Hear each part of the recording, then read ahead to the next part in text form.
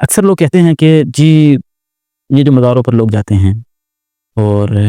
اللہ کے علاوہ کسی سے مدد مانگتے ہیں، یہ ہمیں سمجھ میں نہیں آتا، ایسا نہیں ہونا چاہیے۔ تو ان لوگوں سے میں محبت کے ساتھ، پیار کے ساتھ کچھ عرض کرنے کی کوشش کروں گا۔ یقیناً افضل تو یہی ہے کہ اللہ تعالیٰ سے مانگا جائے، لیکن علماء نے اس چیز کو جائز قرار دیا، بلکہ جو لوگ مانگتے ہیں ان کی بگڑی بنتی ہے، ان کی مشکلات آسان ہوتی ہیں۔ یہ بہت بڑی محرومیوں سے بچنے کا ذریعہ ہوتا ہے مزارات اولیاء پر حاضری دینا، وہاں پر ان سے استمداد و استغاثہ، ان کا وسیلہ اللہ کے بارگاہ میں پیش کرنا۔ اصل میں پہلے کیا ہوتا تھا، لوگوں پر قحط سالی آ جاتی تھی۔ دیکھیں اب ہم باتیں تو کرتے ہیں، لیکن جب ہمارے اوپر کوئی پریشانی آتی ہے نا، کوئی مشکل، کوئی ہماری اولاد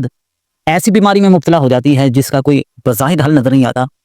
پھر ہم سب کچھ کرنے کو تیار ہو جاتے ہیں۔ اور بھائی لوگ تو اپنا دین بیچ دیتے ہیں، باہر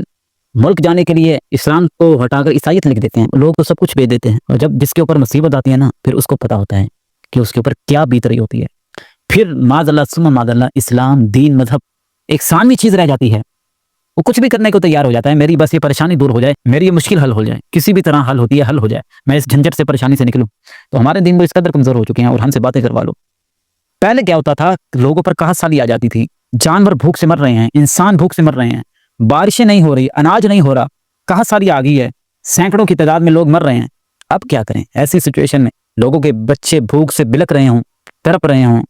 اور پانی پینے کے لیے نہ ہو، کھانا کھانے کے لیے نہ ہو، تو ایسی صورت کے اندر لوگ اللہ کے نیک اولیاء کے مزارات پر جاتے تھے، وہاں پر جا کر اللہ تعالیٰ سے دعا کرتے تھے،